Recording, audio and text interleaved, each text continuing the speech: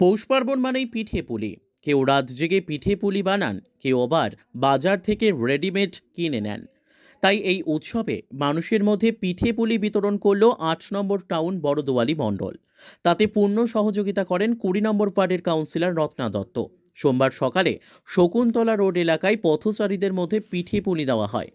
তাতে উপস্থিত ছিলেন মেয়র দীপক মজুমদার। মেয়র নিজ হাতে মানুষের মধ্যে পিঠে পুলি বিতরণ করেন।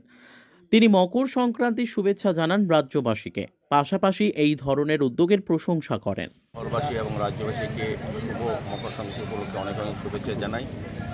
আজকে আগরতলা পৌর নিগম অন্তর্গত ২০ নম্বর ওয়ার্ডের মাননীয় কর্পোরেটর রত্না দত্ত মহোদয়, যিনি সেন্ট্রাল চেয়ারম্যান, ওনার বলবো সহযোগিতা আজকে আমরা বিভিন্ন যারা এখানে বসবাস করে ভক্তদের মধ্যে পিঠে পুলি আমরা বিতরণ করা হচ্ছে। আমাদের মণ্ডল সভাপতি আছেন মহোদয়, আমাদের নারায়ণ দত্ত আমাদের নেতৃত্ব আছেন। সার্বিকভাবে এই মণ্ডলের পক্ষ থেকেই এই পিঠে পুলি উৎসবকে তুলে ধরার জন্য, এটা একটা আমাদের গ্রামীণ পরম্পরা সংস্কৃতি ছিল।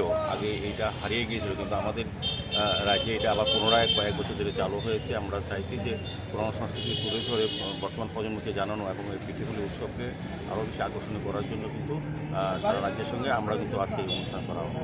এখানে যারা পথভক্তি জনগণ আছেন, এই ব্যবসায়ীরা আছেন, প্রত্যেককে আমরা কিন্তু নিজের হাতে তৈরি করা আমাদের দিদিমণি ওনারা নিয়ে এসেছেন পিঠে পুলি আমরা তাদেরকে তুলে দিচ্ছি।